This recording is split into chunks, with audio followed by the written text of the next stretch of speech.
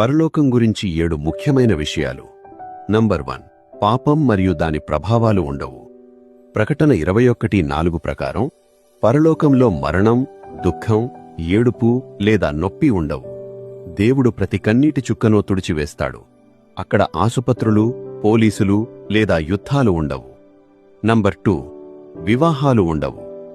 లూకా 20:34-36 ప్రకారం పరలోకంలో మనుషుల మధ్య పెళ్లిళ్లు ఉండవు.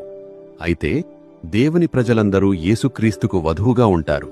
ఇది భూమిపై ఉండే వివాహం కంటే చాలా గొప్ప సంబంధం. నంబర్ 3, జనపదాలు మరియు పరిపాలన ఉంటాయి. కొత్త పరలోకం మరియు భూమిలో వివిధ దేశాలు ఉంటాయి, కాని అవి పాపం లేనివిగా ఉంటాయి. దేవుడు నమ్మకమైన తన సేవకులకు అక్కడ పరిపాలించే అధికారాన్ని మరియు కిరీటాలను ఇస్తాడు. నంబర్ 4, పరలోకం చాలా పెద్దదిగా ఉంటుంది. కొత్త యెరూషలేము నగరం పొడవు, వెడల్పు మరియు ఎత్తు సమానంగా ఉంటాయి. సుమారు 2220 కిలోమీటర్లు. ఇది మన ఊహకు మించిన అద్భుతమైన కట్టడాలతో నిండి ఉంటుంది. నంబర్ 5, ఊహకందని అద్భుతాలు ఉంటాయి. పరలోకం మనం ఎన్నడూ చూడని రంగులు, వినని సంగీతం మరియు రుచి చూడని ఆహారంతో నిండి ఉంటుంది. యేసు మన కోసం ఒక ప్రత్యేకమైన స్థలాన్ని సిద్ధం చేస్తున్నారు. నంబర్ 6, దేవుని ముఖదర్శనం. పరలోకంలో మనం దేవుని ముఖాన్ని నేరుగా చూడగలం.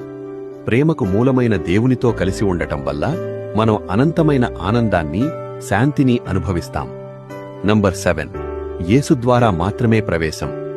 యోహాను 14:6 ప్రకారం పరలోకానికి యేసు మాత్రమే మార్గం.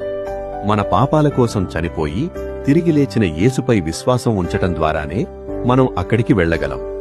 ముగింపు: పరలోకం అనేది ఎప్పుడూ బోర్ కొట్టే ప్రదేశం కాదు. అనంతమైన ప్రేమతో, సంతోషంతో నిండిన నిత్య నివాసం.